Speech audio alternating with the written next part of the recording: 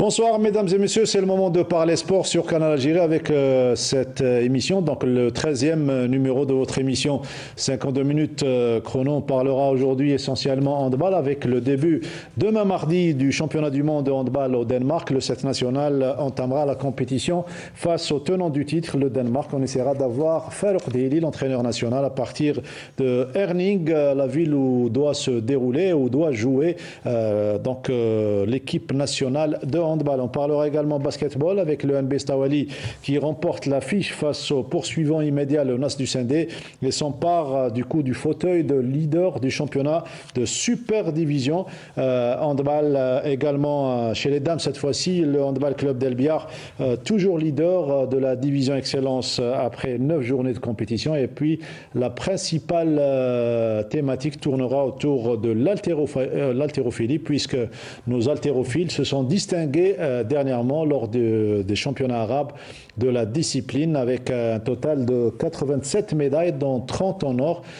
Ça mérite qu'on en parle et surtout qu'on les accueille aujourd'hui, et nous avons le plaisir de recevoir l'entraîneur national des cadets Abdelbassat Khalfallah qui nous fait le plaisir d'être parmi nous. Bonsoir, marhaba bik et surtout félicitations. Bonsoir et merci pour l'invitation.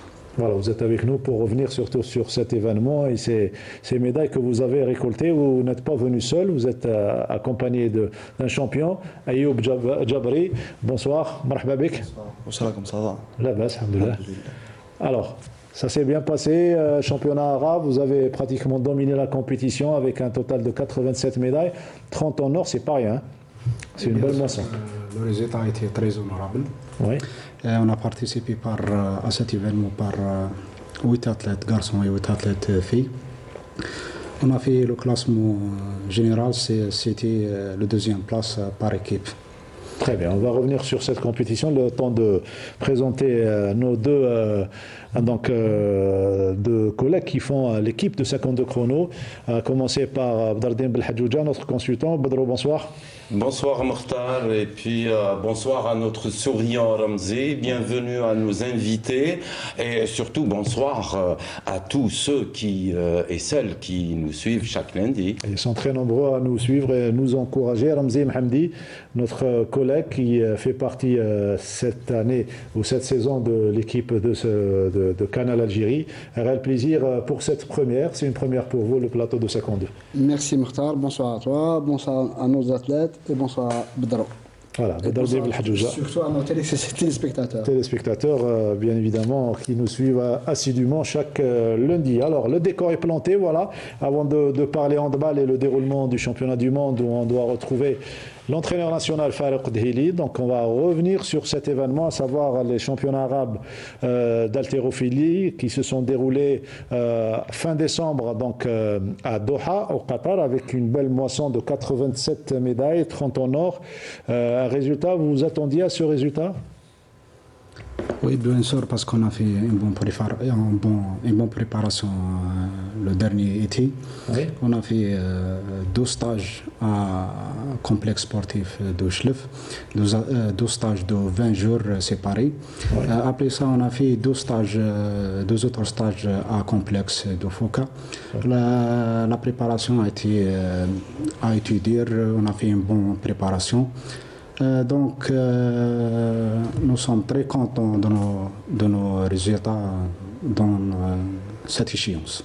Alors, cette échéance, 87 médailles, et l'un de vos athlètes qui a brillé donc, dans ce championnat arabe, Ayoub Jabri, il est venu avec un joli trophée et plusieurs médailles, hein, dont celles qui sont accrochées autour de votre cou. Bravo, félicitations. Yatik Saha, Sharaft al-Jazair, d'une manière générale, comment vous avez vécu ce championnat arabe? champiون جازت انتيك درنا بيرفورمانس شادين كلاسي بغيت ندي 9 لي ميداي. الله يبارك. فضيين 3 في الكادي، 3 جونيور، 3 سينيور، وهذا ما كان. Voilà. Il parle peu, mais il a la tête sur les épaules. C'est Bah, un il grand dit- champion. il dit l'essentiel. L'essentiel. Je tiens à féliciter les champions et puis nos représentants qui ont dignement représenté l'Algérie. Cette fédération, moi j'ai toujours estimé cette fédération qui travaille d'arrache-pied depuis longtemps. Et malheureusement, c'est une fédération qui n'est pas prise en charge comme il se doit sur le plan financier, sur le plan moyen. Et voilà, encore une fois, il prouve que les possibilités des Algériens sont grandioses. Donc, toutes mes félicitations. Mais ce qui a attiré mon attention, Mokhtar, c'est la participation équitable entre la jante féminine et la jante masculine. Il vient de nous dire que 8 athlètes de filles... Et, pardon 8-8. 8 et 8, oui. Ça, c'est bien, c'est encourageant pour la jante féminine qui peut donner à cette discipline satisfaction. Et il y a oui. Pardon, Mokhtar, le fait d'engager des jeunes, c'est-à-dire qu'on donne la chance aux jeunes dans cette discipline qui est considérée comme mineure Oui. et qui récolte 87 médailles. C'est pourtant une discipline olympique. On a eu Walid Bidani qui a décidé de prendre une année sabbatique, on le salue. Un Olympien, il était le plus jeune, souvenez-vous, à Londres en 2012. C'est vrai qu'on doit parler moyens, on doit parler de tous les aspects qui entourent la performance. Il n'y a pas uniquement la performance, mais il y a les autres aspects. Vous voyez, comme l'a dit Badardine Belhadjouja, que c'est une discipline qui n'a pas l'intérêt qu'il faut. Bien sûr, parce qu'on a toujours la carence de ce côté budgétaire. On travaille toujours avec notre propre moyen. Notre propre moyen, toujours avec des simples moyens. Donc, on espère que la situation va se progresser pour avoir des résultats plus importants, Inch'Allah. Notamment sur le plan mondial, il faut rappeler que Abdelbast Khalfallah est un enfant de l'ISTS. Donc il était déjà champion d'Afrique dans cette spécialité chez les juniors. Chez les juniors en 2013. En 2013. Maroc. Donc c'est tout logiquement que vous êtes dirigé vers le métier d'entraîneur. Bien sûr. Et là, vous êtes avec ces jeunes. Et pourquoi les cadets, non pas les seniors et juniors? C'est une première étape pour vous? C'est une première étape d'expérience. Moi, j'ai choisi cette catégorie parce que je suis au début de ma carrière, donc je préfère d'encadrer des jeunes catégories mieux que des catégories que les seniors. J'ai déjà encadré l'année passée l'équipe nationale féminine senior. On a remporté aussi la deuxième place au championnat d'Afrique présidente en senior en Égypte 2013. 2013. Oui. Voilà, c'est bien. Bah, ça me touche. Pourquoi ça me touche? Parce que pour certaines disciplines, il faut le savoir, il faut l'expliquer aux téléspectateurs. Pour certaines disciplines, il faut commencer avec les jeunes. Et ça, c'est encourageant. Pour faire une carrière d'entraîneur, je cite l'exemple, notre champion Triki en triple saut, par exemple, il a été pris en charge dès le jeune âge par Talhi. Talhi aujourd'hui, il fait les beaux jours d'Arabie Saoudite. Donc il faut passer par des étapes. Celui qui n'a pas touché à l'entraînement chez les jeunes, je ne pense pas qu'il va apprendre beaucoup de choses. C'est la base. Et qu'il va réussir. C'est la base. Les jeunes, c'est la base. Oui, j'étais en train de dire tout à l'heure à Ramzi que notre jeune sportif et champion Ayoub a la tête sur les épaules pour la simple raison qu'il est en train de réussir dans le sport et les études. Il va passer le bac. Ouais. Je pense, on a parlé en aparté avant l'émission. Il va passer le bac et il allie le sport et les études. Ouais. Et ça, c'est une très très très bonne chose. C'est un exemple pour les jeunes aussi. Voilà, l'enfant d'Al-Harrach, digne représentant de la ville d'Al-Harrach, qui a donné beaucoup de sportifs, notamment dans les sports de combat, le judo, la lutte et également la boxe, et cette fois-ci en haltérophilie. Ahkina, comment tu gères ces deux, les études et le sport?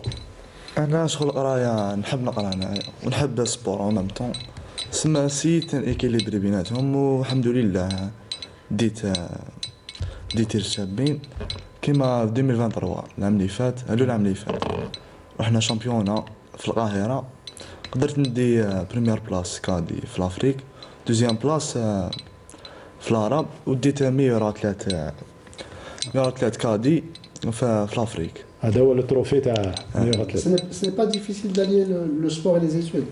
سي با Parce qu'il y a des parents qui pensent que il faut choisir entre le sport et les études. Ça, on a l'exemple, le contre-exemple que le sport et les études Peuvent faire bon ménage, oui. font bon ménage. Oui. Dans ce point, la Fédération algérienne de l'haltérophilie a fait une initiative de recréer la section d'haltérophilie du lycée sportif national Sport et études. À Dararia, à Draria pour très bien. faire l'équilibre entre... pour récupérer les athlètes Exactement. des équipes nationales. exactement, pour faire un équilibre entre les études et le sport. Voilà, c'est une bonne chose de la part, sauf que Oui, sauf que je vais encore paraître désagréable. Vous savez, on avait reçu, si vous vous rappelez, le nageur, le fameux nageur, ça fait une semaine ou deux, et il avait réussi dans ses études et dans le sport. Écoutez, l'exception ne fait pas la règle, il faut le dire. Combien de jeunes nous avons perdu, soit dans le sport, soit il a arrêté ses études. Donc il faut faire des statistiques. Aujourd'hui, il faudrait de véritables mécanismes pour que les jeunes puissent s'épanouir dans les deux secteurs, études et sport. Et pour cela, il faut mettre en place réellement des mécanismes qui peuvent les aider à poursuivre. Parce que, regardez, dire le lycée sportif, je suis d'accord, il y a un gain sur le plan temps. C'est tout. Mais aller au plus haut niveau, avoir des champions olympiques et en même temps ils réussissent dans leurs études, j'en connais peu. Ouais. Donc il faut vraiment changer de stratégie en matière de prise en charge des athlètes internationaux qui sont au niveau du lycée sportif de Draria ou d'autres lycées sportifs si ça existe. Non, c'est le seul. Avant, on parlait des classes pour études et c'était propagé sur le territoire national. Ça n'a pas marché, on est revenu sur le lycée sportif national pour regrouper l'élite, si vous voulez, l'élite jeune, pour qu'ils puissent faire les deux. Donc c'est un double objectif. On demande à un jeune de réussir dans ses études et en même temps dans sa carrière sportive. Pour l'instant, ça fait presque 4 cycles olympiques. On n'a pas vu, si vous voulez, un champion olympique qui est sorti du lycée sportif. Est-ce qu'il faudrait revoir un peu ce qui se passe à l'intérieur? Il ne faut pas oublier qu'il y a quelques années de cela, le système de recrutement pour le lycée sportif laisse à désirer. Ça veut dire qu'il y avait des intervenants au niveau du ministère, il faut le dire sans rougir, il y avait des intervenants de là et là. Donc on n'avait pas respecté les critères de recrutement, ce qui a donné un mauvais résultat. Si vous voulez. Un échec. Oui, un échec de l'opération. On va y revenir dans d'autres émissions par rapport à cet aspect-là, donc le lycée sportif de Draria. Mais j'aimerais savoir par quel sport est passé Ayoub Djabri avant d'atterrir dans l'haltérophilie. Vous avez pratiqué d'autres sports avant? وي درت بالون، درت 7 سنين بالون كنت صغير. L'équipe d'Al-Harash ou bien? لا كنت ندير مع البراعم حسين داعي. Très bien, une école. درت معاهم، درت كاراتي، درت كونغ فو، درت جيدو حبس ما درت بزاف، وهذا ما كان. ماشي هذا المكان، c'est des sports de base, c'est des sports de base Bien sûr. pour un sport comme l'haltérophilie. Oui, bien sûr, un athlète qui a fait plusieurs sports avant de pratiquer l'haltérophilie, il a la chance d'avoir des qualités physiques.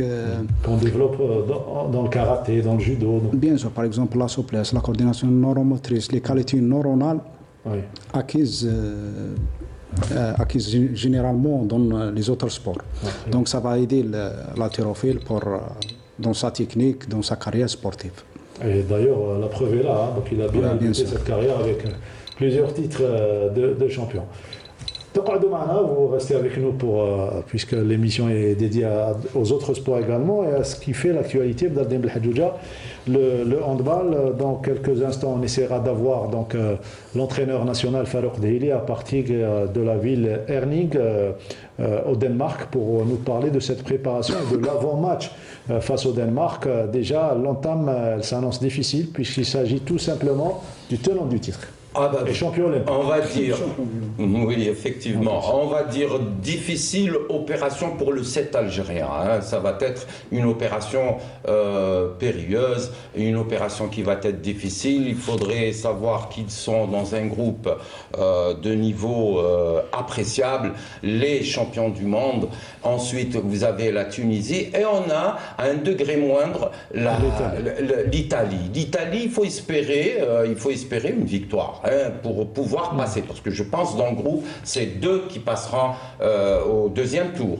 Voilà, donc il faut rappeler aussi que le 7 algérien ne s'est pas préparé comme il se doit. On avait vu à travers des reportages, il n'y avait pas une prise en charge comme il se doit. Il y avait une perturbation aussi concernant l'organisationnel, c'est-à-dire il y avait 6 athlètes qui étaient perturbés par l'octroi de visa. Donc tout ça peut perturber une préparation. Bon, on va dire que la volonté peut surpasser, peut donner, oui, et parfois c'est le coup inverse si vous voulez. Des fois, vous savez, bien préparé. les athlètes, oui, parfois quand ils se préparent mal, il y a le mental qui prend le dessus. Hein, donc voilà, j'espère qu'ils sont dans cette optique. Espérons-le, au moins qu'ils fassent une bonne prestation lors de la première rencontre. Pourquoi une bonne prestation? Même si on va, si vous voulez, perdre. Mais il faut qu'ils fassent leur jeu. Ils n'ont rien à perdre. Ils jouent contre les champions du monde. Il faudrait qu'ils développent leur jeu pour pouvoir ensuite monter d'un cran ou de 2 crans pour pouvoir affronter la Tunisie et l'Italie. Surtout ne pas prendre une valise. Oui, la qualification est dans les cordes de l'équipe nationale, sachant que les 3 premiers sont qualifiés au prochain tour. Difficile. Ce sera difficile. Le premier match, on oublie. Déjà, on oublie ça par rapport au statut du Au Danemark. contraire, il ne faut pas dépenser trop d'énergie. Oui, Ouais, oui. il ne faut pas laisser des plumes. Même sur le plan moral, c'est-à-dire il ne faut pas prendre trop de buts. Par rapport à la préparation, ça a été une catastrophe, on va y passer. Mais on va parler du match de l'Italie, de ce jeudi. Il faut qu'ils se reprennent. On peut dire que face à l'Italie, 28 ans d'absence d'Italie, elle n'a pas participé à un championnat du monde, elle est prenable. Mais la Tunisie, ça reste toujours un derby maghrébin. Ça sera difficile. Sachant que les Tunisiens ont vraiment évolué en matière handballistique. Avant de retrouver donc Farouk Dhili, on va tenter de l'avoir. Ce n'est pas facile à partir de Herning, la ville où doit se dérouler les matchs de l'équipe nationale. Je rappelle donc Algérie, Danemark, ça sera demain mardi à 20h30, avant cela à 17h30 Italie, Tunisie. Deuxième journée, ça sera le jeudi 16 janvier, Italie-Algérie à 18h et à Tunisie-Danemark à 20h30, alors que la troisième journée, prévue le samedi 18 janvier, l'Algérie affrontera la Tunisie à 18h et le Danemark jouera l'Italie à partir de 20h30. On va découvrir les images, surtout la composition d'équipe de l'équipe nationale, donc que nous a envoyé tout à l'heure l'entraîneur national Farouk Dhili. Vous étiez en train de parler, Badreddine Belhadjouja, des 2 sons de cloche différents. L'entraîneur national qui avait dit que nous sommes bien préparés, nous sommes dans d'excellentes conditions, notamment mentales, alors qu'on a vu le joueur se plaindre un petit peu de manque de moyens. De la part de l'entraîneur national, c'était pas un petit peu de faire baisser la tension? Effectivement, oui. C'est légitime. Oui, avant une compétition de grande envergure, il ne pouvait pas dire autrement par rapport à ses joueurs. Attention, les joueurs ont dit le contraire. Les joueurs, ils ont déclaré qu'ils étaient dans de mauvaises conditions. Par contre, l'entraîneur, il doit porter ce langage pour booster un peu ses athlètes, même si c'est à vide, vous comprenez, parce que le mental est très important. Donc, si, ma foi, il y a une bonne préparation psychologique et une bonne préparation mentale, je pense qu'ils vont faire une bonne prestation. C'est tout ce qu'on peut attendre de cette équipe. Hein. Une préparation de telle manière. Il faudrait juste leur demander de jouer leur jeu, de se faire plaisir, hein, et pouvoir peut-être passer en battant l'Italie. Ils ont les moyens de sortir un match juste, pas parfait, mais par rapport à l'adversaire, c'est le niveau. Donc on ne peut pas demander plus à cette équipe par rapport au match du Danemark. Mais les autres matchs, on peut dire qu'ils ont une chance. C'est jouable par rapport à l'Italie. Bedro, il insiste sur l'Italie. Oui, il a raison, bien sûr, il a raison de le dire. C'est le match à gagner. À gagner. Sauf que la Tunisie sera un derby. Le derby, c'est toujours chaud. C'est ouvert, le derby. Alors, tout en attendant, tout au long de l'émission, d'avoir Farouk Adhili à partir de Herning, la ville où doit se dérouler les rencontres de l'équipe nationale algérienne, eh ben, on va passer au handball féminin et parler de la division Excellence Dames avec un match qui s'est joué à Bouzalia entre le Mouloudia d'Alger, les filles du Mouloudia d'Alger et celles du CH Bajarrah. On s'attendait à une petite rivalité de la part des filles de Bajarrah. Finalement, ça n'a pas été le cas. Les Mouloudiennes se sont imposées largement avec un score de 27 buts à 16. Donc c'est le score de cette rencontre. Avant d'écouter les sonores et surtout les impressions après match. Voilà, ça c'est le score à la mi-temps, 16-8, domination des Mouloudiennes dans ce match. Et ensuite, les filles du Mouloudia ont déroulé carrément pour s'imposer. On aurait aimé avoir une meilleure rivalité comme c'est le cas pour les garçons. Ah bah oui, on voit bien la différence dans les points, 27 à 16, je pense qu'il y a un grand creuset. Donc je sais pas, est-ce que c'est le système de compétition? Est-ce que c'est une jante à encourager les filles en handball? Parce qu'on parle souvent des garçons. Oui, il y a une tradition. Moi je me rappelle bien de l'équipe de 1978 qui avait gagné les Jeux africains. Ah oui. Et on avait une équipe quand même de haut niveau. Donc pourquoi pas aujourd'hui penser à une plateforme pour booster un peu les filles et pourquoi pas un autre système de compétition qui pourrait quand même faire avancer et développer le handball féminin. Féminin en Algérie. Avant de découvrir les résultats, je vous propose de suivre les impressions après match recueillies par Meissa Lebouhla. C'était une équipe qui le dernier match a fait un bon résultat. Mais cette fois-ci, on s'est bien préparé pour le match. Je félicite l'équipe pour la victoire. Il nous reste des matchs de calibre, des matchs contre le Bière. On va tout faire pour être à la hauteur, pour gagner.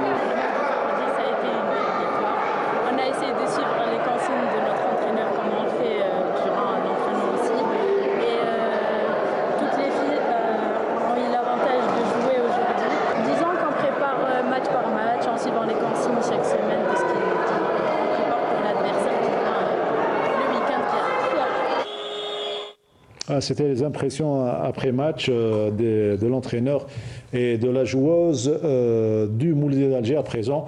Les résultats de la 9e journée Excellence Dames. Avant de découvrir les résultats, je rappelle que c'est le Handball Club d'El Biar qui domine logiquement, supériorité logique des Elbiérois ces dernières années sur le handball féminin algérien. Ah oui, vous savez, ce qui a fait la force d'El Biar, c'est l'organisationnel. Ils sont quand même, il y a eu une stabilité des dirigeants, et puis depuis quelques années, et ma foi, ils sont très très bien organisés. C'est ce qui a fait leur force. Donc voici un paramètre jouant en faveur des joueuses, et ce qui fait leur niveau aujourd'hui. On le voit bien. Elles dominent le championnat. Je pense qu'il va y avoir une rivalité entre El Biar et le Mouloudia d'Alger. Et Sétif également. Sétif également, voilà. faut pas les oublier. Donc ça va faire quand même... vous savez, quand il y a plusieurs équipes dans un championnat, dans le même système de compétition, qui sont au même niveau, ça peut booster, ça peut développer... ce championnat peut développer le handball féminin. On l'espère bien. Voilà, on espère pour le handball féminin. Les résultats sont prêts cette fois-ci de cette 9e journée.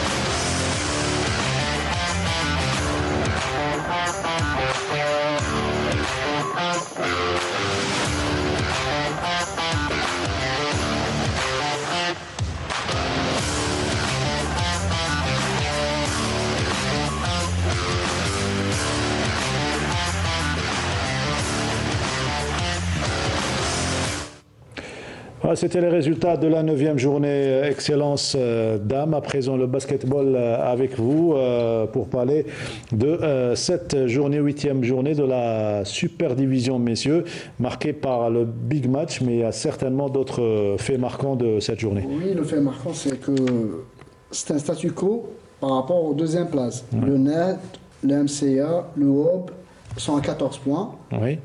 Star Wally s'échappe. Kate Constantine, la surprise également, Oui, c'est des cas. Qui s'accroche. Mais la déception, c'est l'USMA, Ouais. je pense. Le MCA qui suit le rythme. Champion d'Algérie, il y a de cela 2 saisons. Qui suit le rythme. L'USMA, il est 13e. Hein. 13e, oui. Il est loin. Hein. Il est loin. Alors que Star Wally, il est à 15 points. Il pense déjà aux playoffs, au final, au titre. Et ce qui est bien, c'est que pour Stawali, je dis bien pour l'équipe de Stawali, c'est qu'elle a gagné toutes les grosses cylindrées à domicile. Boufalik, Mouloudia, Draria Oui. et le NAD. Et le net, voilà. C'est un parcours de champion. Voilà, c'est un parcours de champion pour le moment. Oui. On va suivre ce match que vous avez donc couvert pour Canal Algérie et la télévision algérienne, le Nas du Sindé, qui est allé pour dicter sa loi chez le NB Stawali. Ça n'a pas été le cas. C'était surtout l'effet contraire réalisé par les enfants du NB Stawali et de Yahya Mohamed, à qui on souhaite un prompt rétablissement. Elle a été victime d'un accident de la circulation. Espérons sans grande gravité pour Yahya Mohamed. NB Stawali, Nas du Sindé, avec ce récit signé Ramzi Mhamdi. La salle de Stawali a abrité l'un des matchs phares du championnat où le NBS accueillait dans une enceinte acquise à sa cause l'autre école du basketball algérien, le NET du Sindé, où le suspense a été de bout en bout de la rencontre. Les protégés de Faïd Bilal ont dès les premiers instants du match subi le rythme imposé par les partenaires de Dekaken où chaque ballon a été disputé, alors que les nehdistes essaieront de limiter les dégâts pour ne pas se faire larguer et arriveront quand même à recoller au score à chaque fois et termineront ce premier quart-temps sur un score serré de 19 à 18, soit un tout petit point d'écart. Au second quart-temps, le match se corse et les gars du Sindé mettent la main sur le ballon en enchaînant les points, grâce notamment au gabarit de Hamdi qui se montre adroit dans les shoots à 3 points. Le NED, qui a pris le jeu à son compte, va creuser l'écart alors que le NBS, déstabilisé, ne trouve pas la solution et concède ce second carton avec 5 points de retard, soit 33 à 38, en faveur d'une équipe nehdiste qui a montré beaucoup de qualité dans le jeu. Le NED démarra en trompe ce troisième carton, mais au fur et à mesure, voit son avantage fondre comme neige et où les joueurs de Stawali gratteront chaque point. Mais le Milaha démontrera qu'il n'est pas co-leader du championnat par hasard en appuyant sur l'accélérateur et en reprenant la main 47-56. Mais le MBS à l'usure parviendra à terminer ce troisième carton avec seulement 2 points de retard, 56 à 58. Dans un quatrième et dernier carton de folie, le match s'embat de toutes parts. Ainsi, ce mano à mano se poursuivra tout au long où les deux équipes se rendront coup sur coup, avec un score qui ne cesse d'évoluer pour l'une ou l'autre équipe. Un match où il ne fallait pas être cardiaque verra d'abord Stawali revenir au score, 60-60, puis 63-63, 65-65, mener au score, 70-68, puis prendre la main dans les dernières secondes, 70-69, puis se faire rejoindre au score, 71-71, avant l'ultime attaque polémique qui a vu Dekaken inscrire le panier de la courte mais précieuse victoire du MBS 73-71, un succès très important pour Stawali qui reste seul en tête alors que le NED peut nourrir des regrets.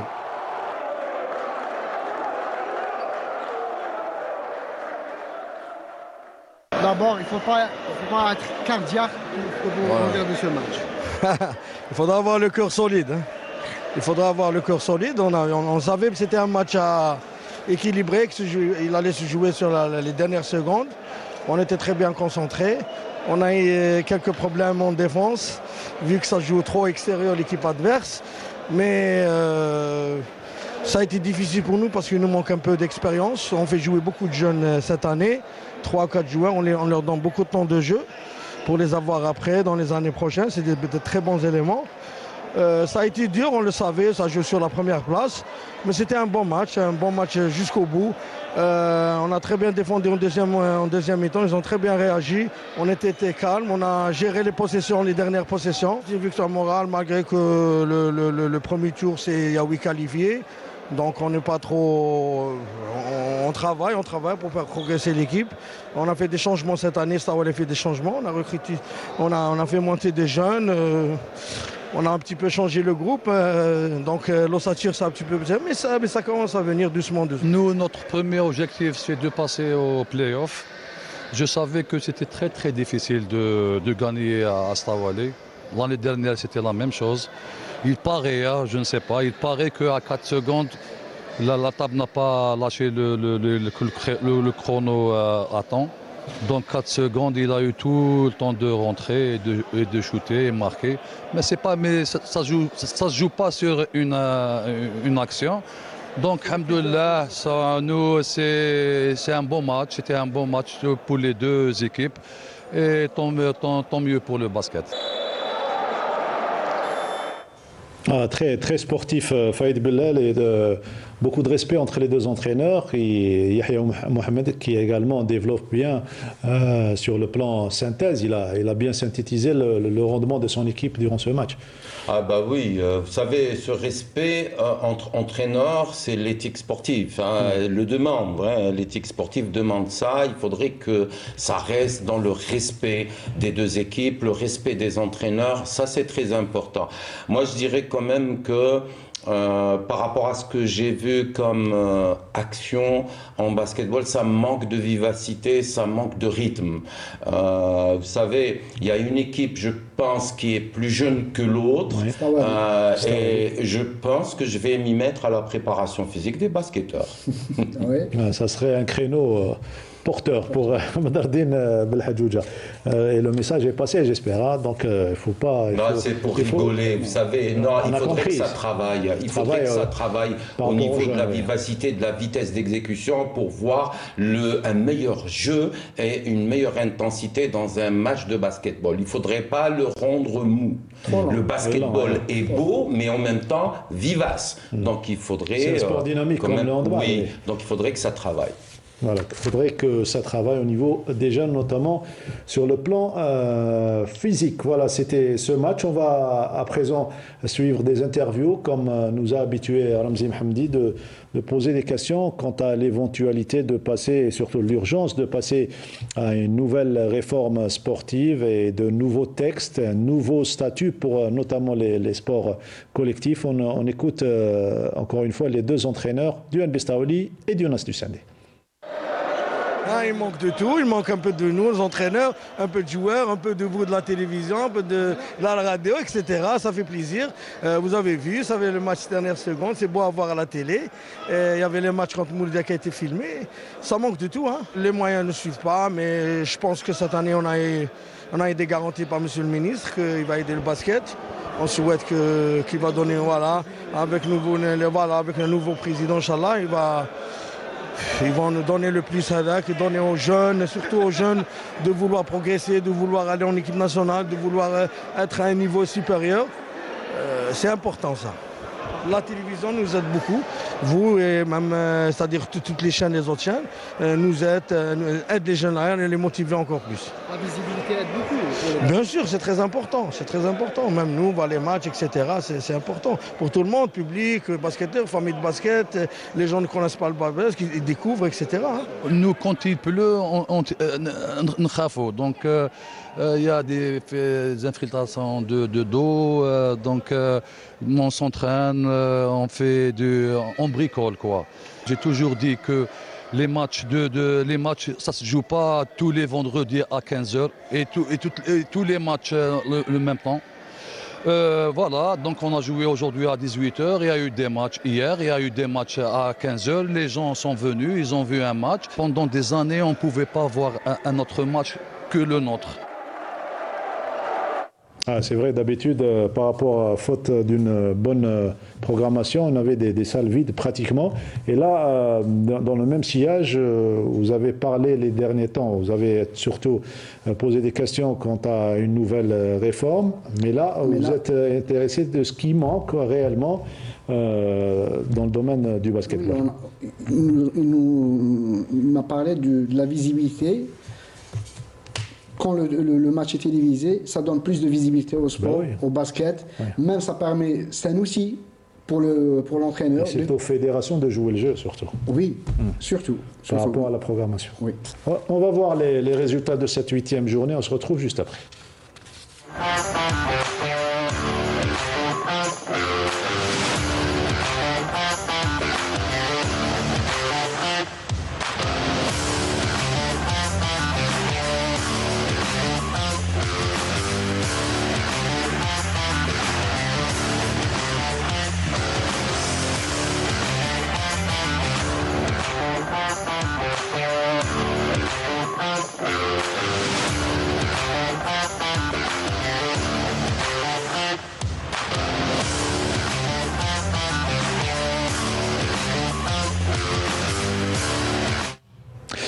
Voilà, donc après 8 journées, le NB Stawali est toujours leader avec 15 points. Le Nassau des deuxième en compagnie du Moulin d'Alger.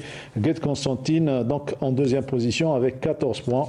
Et au bas du tableau, le premier, l'Olympique Batna, qui est 14e avec 8 points seulement. Voilà pour le basketball. Avant de passer à l'athlétisme, je rappelle que nous recevons aujourd'hui de représentants de la Fédération algérienne d'haltérophilie, l'entraîneur national des cadets Abdelbasset Khalfallah et l'athlète Ayoub Djabri. On a parlé de ce championnat arabe qu'ils ont pratiquement dominé avec 87 médailles, dont 30 en or. On a parlé des moyens qui manquent dans cette discipline, mais il faut parler, cela n'empêche pas de viser d'autres objectifs, à savoir les championnats du monde. C'est dans quelques mois pratiquement le championnat du monde. Le mois d'avril, Inch'Allah. Le mois d'avril, dans 2 mois, Inch'Allah. Comment vous vous êtes préparé pour cette échéance?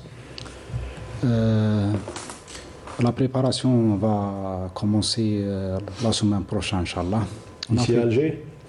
Oui, on a programmé 2 stages à Alger et un stage ailleurs, Inch'Allah. Notre objectif dans cette échéance, bon, pour moi, la catégorie cadet, c'est une catégorie de formation plus qu'au résultat. Oui. C'est pour cette raison, notre objectif à cet événement, c'est d'avoir ou d'acquérir l'expérience, premièrement. Deuxièmement, c'est la progression de résultats. Et troisième des choses, c'est d'avoir un bon classement, pas forcément une médaille, mais d'avoir un athlète parmi les 10 premières places au championnat du monde sera un résultat très positif pour nous. Et c'est un discours qui enchante notre consultant, Abdeldim Hadjoul. Oui, effectivement. Vous savez, surtout quand il s'agit des jeunes, j'ai toujours été pour que tous nos jeunes puissent participer. Parce que souvent, dans toutes les disciplines, pas uniquement en haltérophilie, on dit qu'il faut des pronostics de résultats. Non, il faudrait placer un maximum de jeunes pour ces championnats, même si c'est un championnat du monde. S'il s'agit des cadets ou des juniors, ça fait partie de leur formation, de leur formation, de leur apprentissage. Quand pourtant nos champions vont aller à de grands événements sans appréhension, sans stress négatif, etc. Donc il faudrait donner la chance à ces jeunes, au plus grand nombre de jeunes pour participer à cette échéance. Moi, par rapport à la date, vous savez, Mokhtar, c'est le mois d'avril, c'est juste après le mois de carême. Et là, je me pose la question sur le plan méthodologique. Ça va être difficile. Je ne sais pas s'ils ont programmé un stage pour... si vous voulez, contrôler l'alimentation après le jeûne, etc., pour que ces jeunes puissent bien se préparer. Parce que juste après le mois de carême, c'est là où le danger des blessures quand on jeûne et on va vers une compétition. Il y a un programme spécial Oui, bien sûr. L'événement va être après un mois de Ramadan, pas juste le mois sacré, donc la fin d'avril, le début de mai. Donc, bien sûr, le programme va tracer, à savoir ce mois sacré, bien sûr. Il faut l'adapter. Bien sûr. Ayoub, les objectifs تاعك ان شاء الله نطمعوا في شامبيون دي مون ان شاء الله ولي جي اولمبيك علاش لا لا ان شاء الله دير كيما وليد ان شاء الله هو الغلبه تاعنا ان شاء الله Walid Bidani, un grand champion, il avait ton âge lorsqu'il avait participé aux Jeux Olympiques en 2012. Il avait 18 ans pratiquement. C'était le plus jeune de la délégation. Lui et Elias Abadi, le boxeur. Ça, c'est pour l'histoire. On les salue au passage, deux grands champions algériens. Allez, on passe à l'athlétisme. Donc, début de la compétition sur piste avec la première journée élite par rapport à cette période hivernale où nous avons droit à des distances intermédiaires et non olympiques. On va suivre ce sujet et cette couverture de Sarah Derbal pour en parler juste après avec Badardine Belhadjouja, notre spécialiste.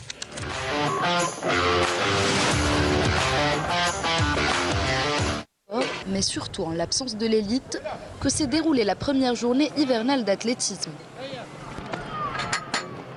Nous avons c'est-à-dire statistiquement 204 engagés, mais apparemment le nombre est peu par rapport à celle de l'engagement. C'est prévisible parce que d'abord c'est la première compétition de l'année.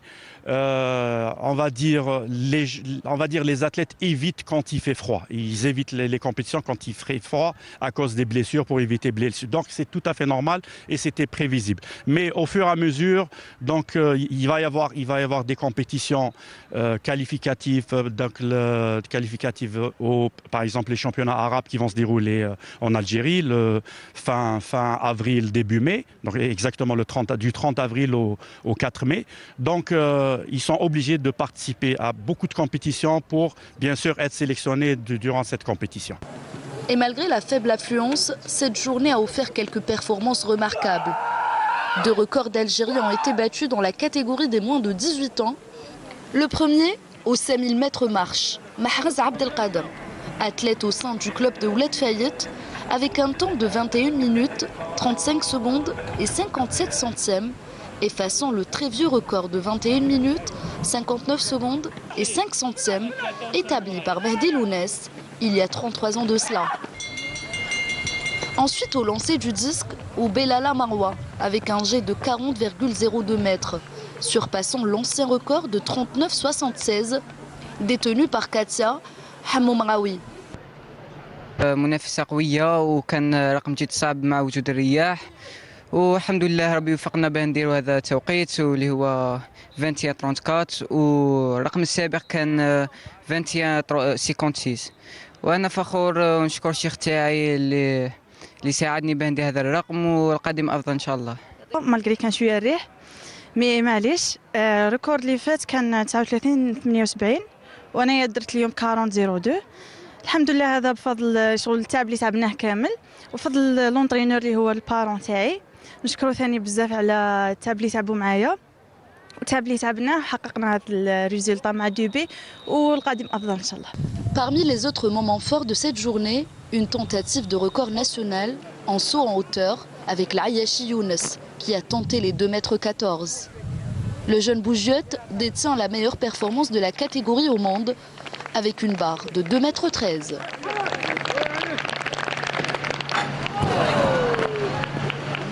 احساس مليح باينه مي كل عطله فيها خير كنت ناوي ندير دو 14 اليوم بعد ما درتهاش نورمال تجي وحدها ميور بيرفورمانس دارها في سوق الاثنين في بجايه 2 متر 13 كانت عنده 2 متر 11 في السعوديه بطا ريكورد الجيري تما وعاود له دروك في سوق الاثنين هذه سيتي بيرفورمانس ما شاء الله نوبليون با دارها في المود جونفي ديجا سي كيك شوز ديكسيبسيونيل دونك فوالا سي لا ميور بيرفورمانس مونديال اليوم تعرفوا لانكس كيفاش مدايره شويه برد الحال لي سوتور يحبوا دائما لا شالور وكاين الريح كونتر سكيفي على بالي باللي كي كاين الريح ما يديرش ان بو با فير ان غراند بيرفورمانس مي لا بروشين فوا فيها خير ان شاء الله.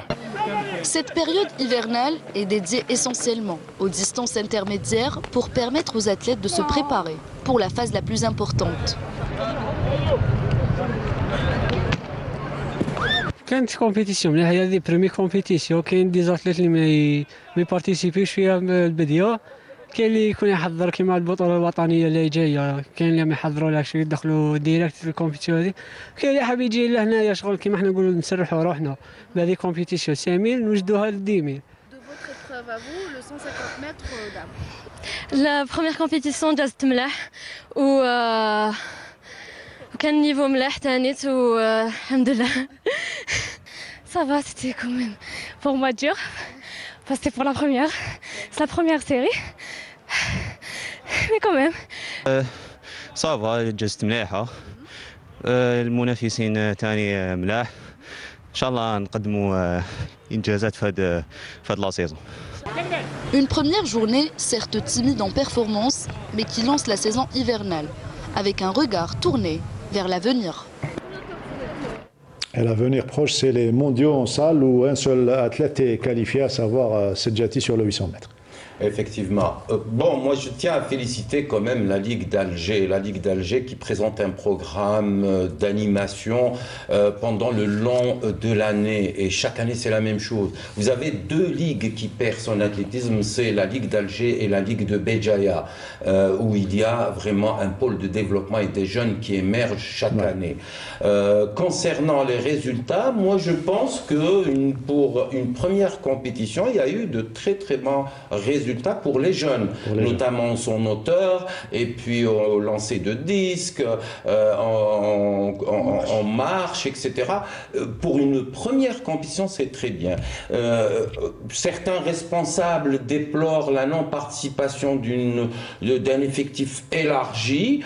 C'est tout à fait normal. Nous sommes dans une période de transition, et puis il ne faudrait pas oublier le principe méthodologique, c'est l'individualisation de l'entraînement. Notre ami pourrait peut-être en parler. L'individualisation de l'entraînement, il est flagrant en athlétisme. Vous savez, il y a des athlètes, il y a des entraîneurs qui si vous voulez, préfèrent élargir la préparation physique générale au détriment de la préparation technique. Et ça, c'est personnel. Ça fait partie de ce principe méthodologique qui est l'individualisation de l'entraînement. Bravo encore une fois à la Ligue d'Alger qui chaque année présente un programme d'animation très riche. Rapidement, on va parler d'un nouveau-né, un club qui fait son apparition dans le champ surtout dans l'espace athlétisme ici à Alger. C'est l'équipe de Cosider, le GS Cosider, groupement sportif Cosider. Un petit gros plan de cette équipe qui a participé lors de cette première journée élite. Connu dans le monde du basketball, le GS Cosider a récemment fait ses premiers pas dans le monde de l'athlétisme. En intégrant cette discipline il y a seulement quelques mois, le club affiche des ambitions claires, se hisser rapidement parmi l'élite. On s'est mis d'accord sur la politique à prendre et apparemment l'objectif primordial c'était de faire classer le club parmi les 10 meilleurs clubs d'Algérie. Et connaissant la difficulté de cette mission, j'ai fait appel à un nombre d'athlètes pratiquement qui qui font partie de l'équipe nationale. Et on s'est aligné en même titre que les autres clubs en matière d'indemnité. Et j'ai fait appel à un nombre d'entraîneurs assez compétents et un groupe qui est connu dans la scène de l'athlétisme. Et la mission est partie. Avec un effectif étoffé et soigneusement recruté, le GS considère mise sur une combinaison de jeunes talents prometteurs et d'athlètes expérimentés pour marquer sa présence sur les pistes et sur les podiums. صافي من نوفمبر وانا في هذا الكلوب كونسيدار عندك وفروا لنا بزاف لي مويان كوم تاع لي مويان دو ريكوبيراسيون سورتو لي مويان دو ريكوبيراسيون بزاف عطاونا لي سوان عطاونا مام هنايا في لا صال دو سوان هنايا عطاونا بزاف شغل تروحي تسواني وقت اللي تحبي تروحي ديري ريكوبيراسيون وقت اللي تحبي نقدر نقول لك ميور كلوب هنا لي كلوب كاع واحد ما يدير هكذا واحد ما يدير لك هكذا في لي كلوب كومبلي واحد ما يدير لك صال دي سوان هنايا واحد ما يمد لك كاع لي كونديسيون عطاهم لك هذا الكلوب شغل عطا لك كلش بوغ ان اتليت بروفيسيونيل عطا لك كاع واش تحقي باش تافونسي تامليوري في خدمتك في كلش. الكلوب اللي كنت فيه با موان ما كان حتى موان لقينا هذا الكلوب اللي عطانا دي موان بيان مليح حبينا نكونوا معاه. Ce projet ambitieux témoigne de la volonté du club de diversifier son engagement sportif tout en contribuant au développement de l'athlétisme en Algérie. Ouais, c'est surtout l'intérêt que donne la grande entreprise Cosider aux sports, aux différents sports, que ce soit collectif ou individuel. On reste dans l'individuel pour parler cette fois-ci du Tour de Gherdaya de cyclisme. Le reportage est signé donc notre reporter sur place, Miloudi, Ismaël Miloudi, et le commentaire est celui de Sid Ahmed Bouraïb. 78 coureurs représentant 16 équipes ont pris part au Tour de Gherdaya 2025. L'équipe Madar a dominé outrageusement les débats du début à la fin, en commençant par la première étape remportée par Islam Mansouri qui a parcouru les 124 km en 2h56 minutes, suivi de ses coéquipiers Hamza Amari, Hamza Yassine. La deuxième étape s'est déroulée dans un circuit fermé de 21 km où les coureurs ont fait 4 tours. L'équipe Madar a dominé facilement les débats et cette fois-ci, c'est la nouvelle recrue Youssef Reguigui qui l'emporte. La troisième étape a relié Grara à Gherdaya sur une distance de 130 km et Hamza Amari a franchi la ligne d'arrivée en premier avec un temps de 3 heures, 8 minutes et 34 secondes.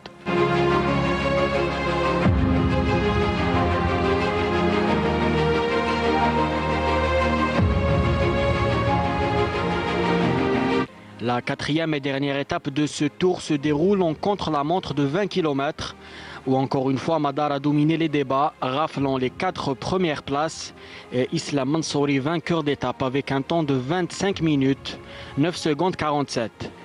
Islam Mansouri a réussi le coup double puisqu'il a remporté aussi le Tour de Gherdaya 2025. Le peloton repassera par Gherdaya lors du prochain Tour d'Algérie dont le coup d'envoi est prévu pour le 9 février prochain. C'est bientôt le Tour d'Algérie cycliste et comme on vous a habitué, la télévision algérienne, Canal Algérie et toutes ces chaînes couvrira bien évidemment avec grand bonheur cet événement, à savoir le Tour d'Algérie cycliste. La dernière minute qui reste, on va la terminer avec nos invités. Donc Khalfallah Abdelbast, entraîneur national cadet d'haltérophilie.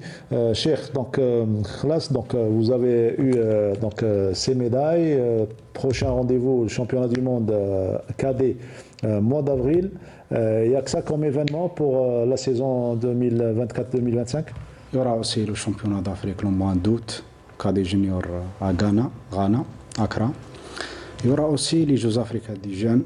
Ah oui, ça c'est important. Le mois de décembre. En prévision des Jeux olympiques de la jeunesse, oui. Exactement. L'année prochaine, Inch'Allah, sera les Jeux olympiques des jeunes à Dakar, Sénégal, Inch'Allah. Notre objectif dans les Jeux africains des jeunes, c'est d'avoir le plus nombreux médailles possibles. Notre objectif dans les Jeux olympiques des jeunes sera premièrement se qualifier à cet événement mondial parce que ça se déroule en Afrique, oui. en Afrique pour la première fois, je pense. Donc le système de qualification n'a pas encore connu. Donc on va essayer premièrement de se qualifier. Après, on va, Inch'Allah, faire toutes nos possibilités pour avoir un bon classement dans cet événement mondial. Inch'Allah. أعطينا كلمة أيوب pour terminer. لما تهدي لي ميدايا لي ميدايا نديهم ليما وبابا اونطينر تاعي زاكي ثاني وقف معايا وش نقول لكم ثاني من هذا المنبر نحيي قولة حومتي وكاع جميع واحد وقف معايا واش مجيء في الحراج تاعي لا كلاسيير انا لا كلاسيير نحييهم كاع نحييهم كاع نحيي الفيدراليه وفرت لنا امكانيات هذاك واش كان هذا ما ونشكر قناة الشبابية الاستضافة تاعها وهذا ما كان شكرا. C'est déjà beaucoup. واش درت déjà 9 médailles يعطيك صحة. Merci et bonne chance pour la suite. كي تجيب d'autres médailles اروح لينا صلي لينا. Voilà, bonne chance Ayoub, bonne chance Cheikh Abdelbasset. On se retrouvera Inch'Allah pour d'autres consécrations pour l'Algérie. Inch'Allah, je veux aussi remercier le président de la Fédération algérienne d'haltérophilie, M. Kamal Saïdi, pour ses efforts. Je veux aussi remercier le DTN et le DGT, M. Mohamed Babash et M. Jamal Ghali pour ses efforts les derniers moments. Très bien. Merci pour votre invitation. Voilà, c'est un devoir. Merci à vous et surtout continuez d'honorer l'Algérie. Merci Bedro, merci Ramzi et bravo pour cette première. On se retrouve lundi prochain.